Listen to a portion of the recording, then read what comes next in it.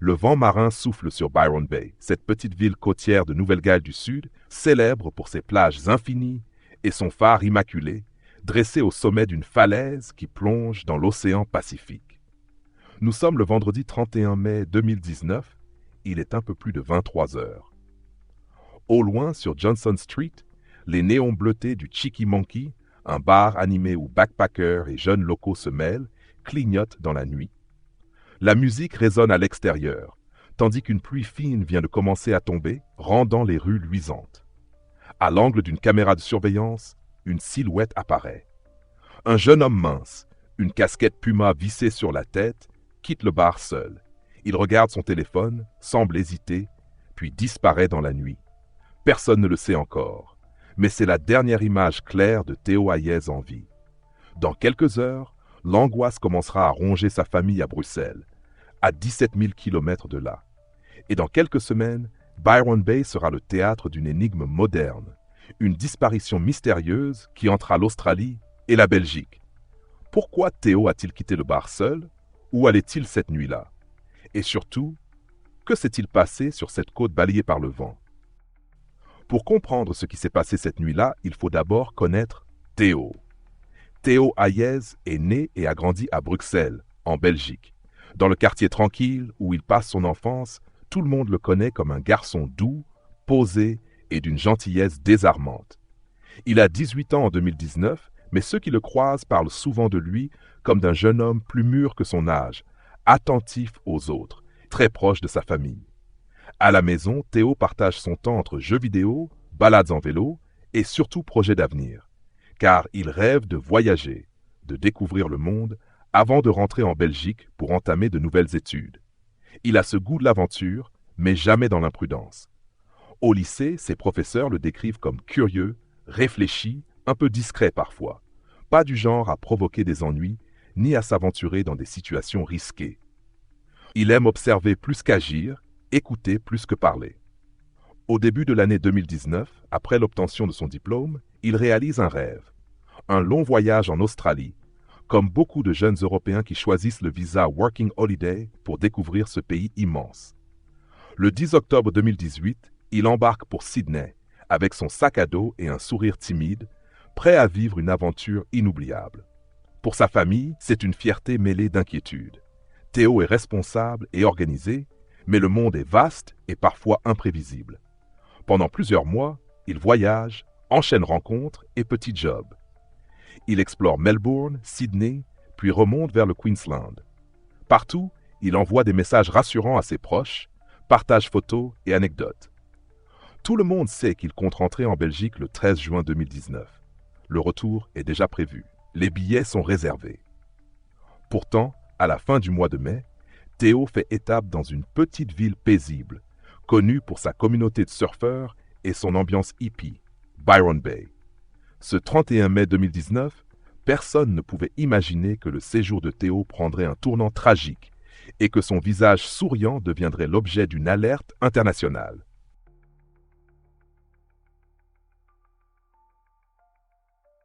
Le vendredi 31 mai 2019, Byron Bay semble vivre une soirée ordinaire. La ville côtière s'endort lentement, tandis que le centre animé résonne encore de la musique des bars à backpackers.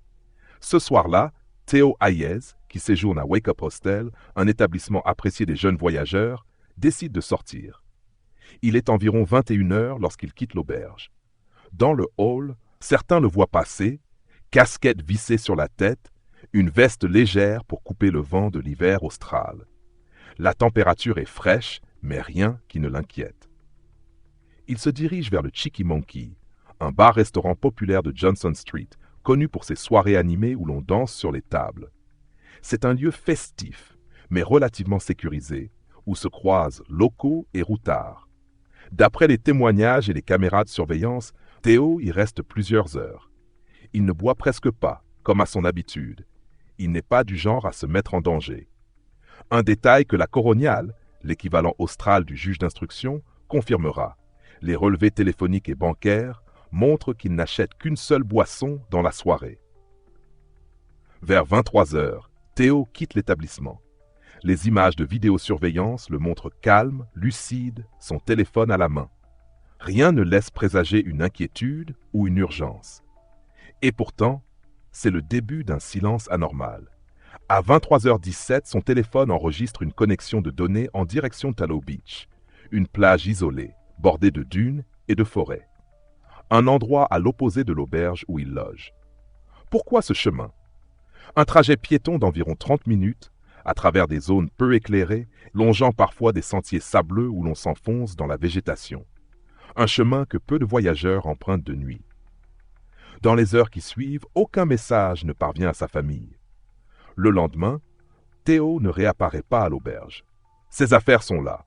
Sac à dos, passeport, ordinateur portable, effets personnels. Rien n'a été emporté. Un silence glaçant s'installe. Ce jeune homme prudent, à quelques jours de son vol retour vers Bruxelles, semble s'être évaporé.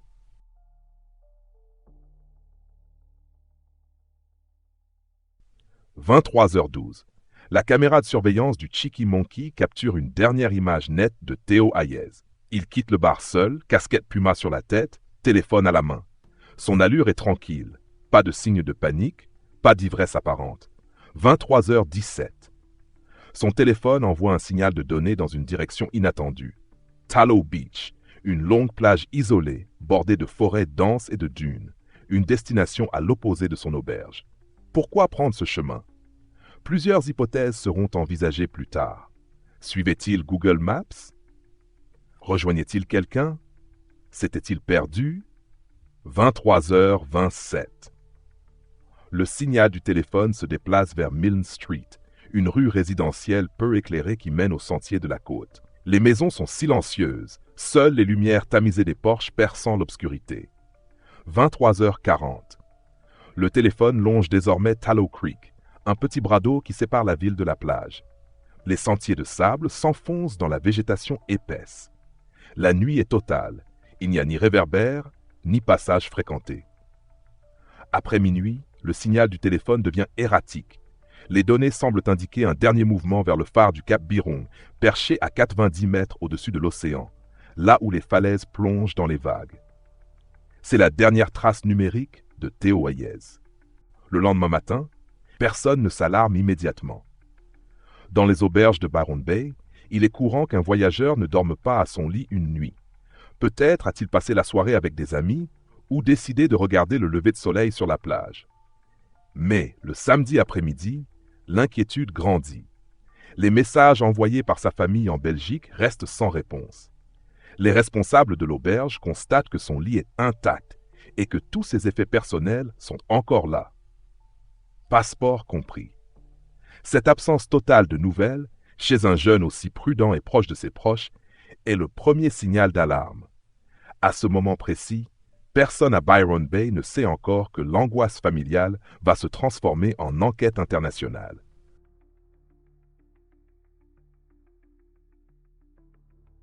Samedi 1er juin 2019. À Bruxelles, il est tôt le matin quand Laurent Hayez, le père de Théo, constate que les messages envoyés à son fils restent sans réponse. D'ordinaire, même en voyage, Théo répond rapidement. Même un simple emoji ou un « tout va bien ». Ce silence est inhabituel et inquiétant. À Byron Bay, la journée est déjà bien avancée. L'auberge Wake Up remarque à son tour que le lit de Théo est intact. Son sac à dos, son passeport, ses vêtements, son ordinateur. Tout est là, soigneusement rangé. Au début, certains pensent à un retard ou une excursion improvisée. Les backpackers ont parfois des journées sans nouvelles, surtout dans les zones peu couvertes par le réseau. Mais à mesure que le samedi soir approche, l'inquiétude se transforme en angoisse. Pour Théo, ne pas donner de nouvelles est inimaginable. Et à quelques jours de son vol retour vers la Belgique, cette disparition n'a aucun sens. Dimanche 2 juin 2019.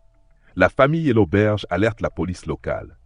La disparition de Théo Hayez est officiellement déclarée. Les forces de l'ordre australiennes prennent l'affaire au sérieux dès le départ, car la situation est inhabituelle. Un jeune majeur, étranger, responsable, disparu soudainement, avec tous ses effets personnels laissés sur place. Les premières recherches commencent autour de Byron Bay. Les policiers et volontaires locaux inspectent les sentiers côtiers, les plages désertes, la forêt dense qui entoure le phare du Cap Byron. Des drones sont déployés pour survoler les zones difficiles d'accès et des chiens pisteurs tentent de retrouver une trace olfactive. Mais les jours passent et aucune piste tangible n'émerge. Pas de téléphone retrouvé, pas de vêtements échoués, aucun indice évident de chute ou d'agression. Pour la famille Hayez, c'est le début d'un cauchemar à 17 000 km de chez eux. Laurent Hayez prend la décision difficile de voler vers l'Australie. Il veut participer aux recherches, interroger les habitants et comprendre ce qui est arrivé à son fils. La disparition de Théo commence à faire les gros titres en Australie et même en Belgique. Sur les réseaux sociaux, des groupes se forment pour relayer les avis de recherche. Les habitants de Byron Bay organisent des battues bénévoles, parcourant les dunes et les forêts avec lampes torches et talkie-walkie. Malgré cet élan collectif, aucune découverte majeure n'est faite dans les premiers jours. Seul le téléphone de Théo, encore actif grâce à des données Google, permet de retracer partiellement ses derniers déplacements.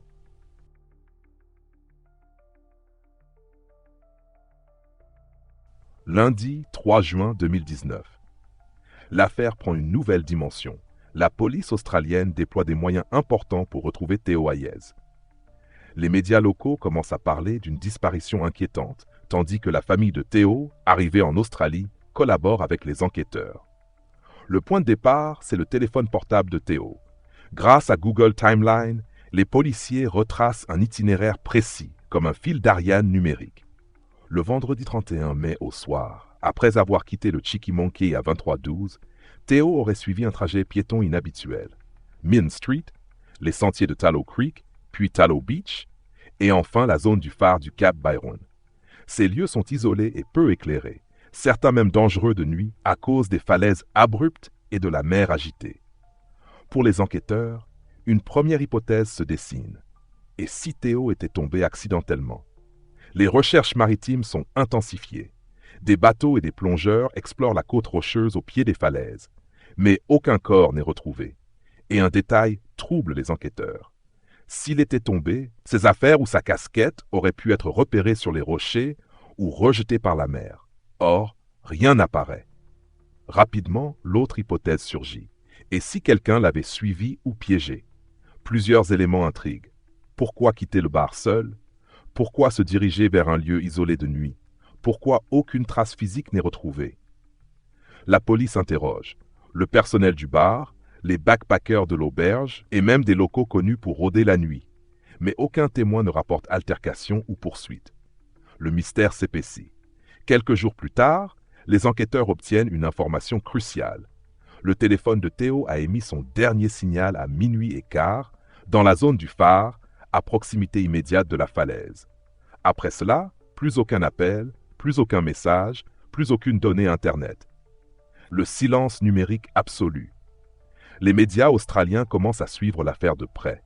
Les titres évoquent la disparition mystérieuse d'un jeune touriste belge, Byron Bay sous le choc, et la communauté locale se mobilise encore davantage pour fouiller chaque recoin. Pourtant, aucun indice matériel n'apparaît. C'est comme si Théo s'était évaporé dans la nuit.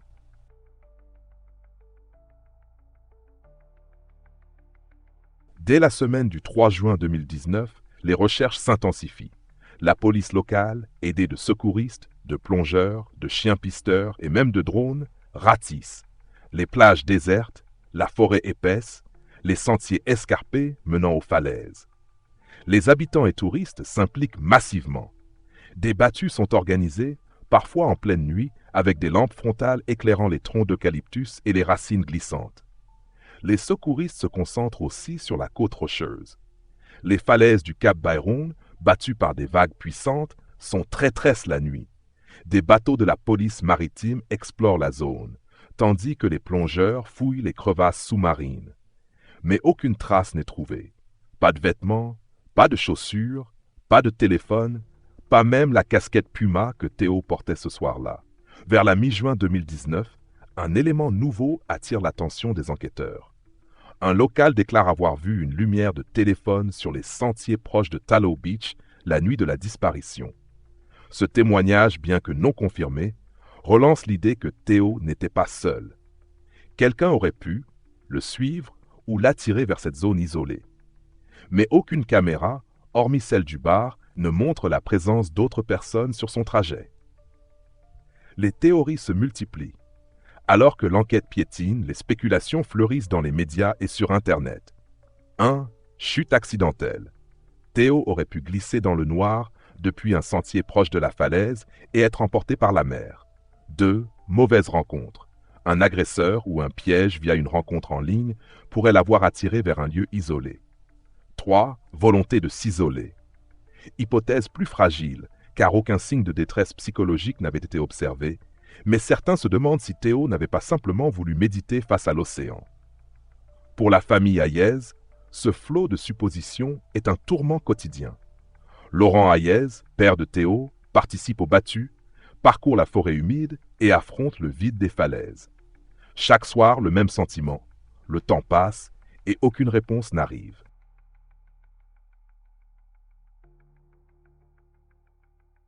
Alors que les semaines passent, l'espoir commence à vaciller. Mais c'est précisément à ce moment-là que l'enquête reçoit un nouveau souffle. Le vendredi 21 juin 2019, presque 3 semaines après la disparition, les enquêteurs découvrent des images issues d'une caméra de surveillance située près du phare du Cap Biron. Ces images montrent un homme correspondant à la description de Théo, marchant seul au petit matin entre 5h30 et 6h. Sa démarche est calme, mais il semble différent. Le visage marqué par la fatigue, la veste désormais ouverte, il regarde à plusieurs reprises derrière lui, comme s'il était suivi ou inquiet. À ce moment précis, les policiers notent une incohérence dans le récit initial. La dernière localisation connue, à minuit et quart, ne coïncide pas avec ces images aux premières lueurs de l'aube. Que s'est-il passé pendant ces heures? Cette piste oblige l'équipe à envisager que Théo a passé la nuit dans la zone isolée, seul ou accompagné. Des témoignages apparaissent également, évoquant un feu de camp improvisé non loin de la plage, allumé dans la nuit. Plusieurs touristes rapportent avoir vu un jeune homme avec une casquette et un sac à dos près des dunes, discutant avec une ou plusieurs personnes inconnues. Malgré cela, aucune trace matérielle n'a été retrouvée dans cette zone. Aucun objet personnel, aucun détritus, rien qui pourrait permettre de confirmer la présence prolongée de Théo.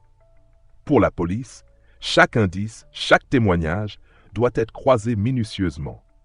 L'enquête se recentre alors sur les dernières heures, à la recherche d'un détail qui pourrait faire basculer l'affaire. La découverte des images et des témoignages ne fait qu'ajouter au poids du silence. À Bruxelles, Laurent Hayez et sa famille vivent chaque jour dans l'attente d'une réponse. Leurs nuits sont hantées par cette absence, ce vide laissé par Théo. Le père se confie dans plusieurs interviews. « Je ne peux pas accepter qu'il ait disparu sans raison. Mon fils n'était pas du genre à s'éloigner sans prévenir, ni à se mettre en danger. On cherche encore la moindre piste, le moindre indice qui pourrait nous dire ce qu'il s'est passé. » Les hypothèses continuent de se multiplier. Pour certains, il pourrait s'agir d'un accident. Pour d'autres, d'un acte criminel. Mais aucune preuve tangible ne vient étayer l'une ou l'autre théorie. Les enquêteurs poursuivent leurs recherches avec acharnement. Des équipes de spécialistes en terrain difficile sont dépêchées. Des analyses de téléphones, de caméras, de réseaux sociaux sont faites. Mais l'angoisse reste intacte. Les autorités australiennes, épaulées par la police belge, multiplient les échanges d'informations. Un bureau de liaison est mis en place pour faciliter la coopération entre les deux pays. Analyse des données numériques. Les enquêteurs approfondissent l'examen des données du téléphone portable de Théo. Ils cherchent à récupérer les dernières activités.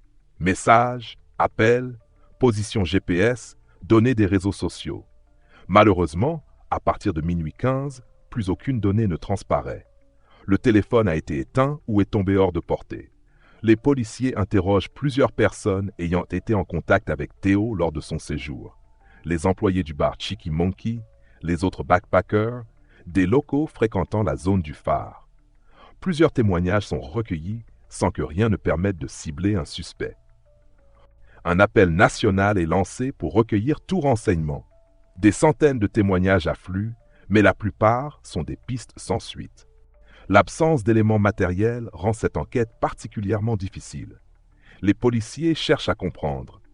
Pourquoi Théo s'est-il dirigé vers cette zone isolée? Y a-t-il eu une altercation? A-t-il rencontré quelqu'un? La famille Hayes reste dans l'ombre, mais ne baisse pas les bras. Il publie régulièrement des appels à témoins et s'implique dans la sensibilisation autour des disparitions. La disparition de Theo Hayes n'est pas seulement un drame familial, elle devient un véritable symbole, un rappel poignant des risques que peuvent courir les voyageurs dans des lieux inconnus. Byron Bay, ville touristique réputée pour son ambiance paisible et sa nature sauvage, se retrouve marquée par cette affaire. Les habitants et les touristes gardent en mémoire cette disparition. Certains continuent d'organiser des marches commémoratives, des veillées. Les Hayes, malgré la douleur, transforment leur peine en force. Ils militent pour la sécurité des jeunes voyageurs, pour une meilleure information sur les zones à risque et soutiennent les familles confrontées à l'angoisse de la disparition. À ce jour, la vérité sur ce qu'il est advenu de Theo reste inconnue. La mer, les falaises et la forêt autour de Byron Bay continuent de garder leur secret. Cette affaire rappelle à quel point la vie peut basculer en un instant, dans un lieu à la fois magnifique et impitoyable. Elle questionne la fragilité de l'existence, la vulnérabilité des individus loin de chez eux et la ténacité de ceux qui cherchent à comprendre, à retrouver. Theo Hayes, disparu à 21 ans, laisse derrière lui un silence lourd, mais aussi une trace indélébile dans le cœur de ceux qui l'ont connu, aimé et dans la mémoire collective.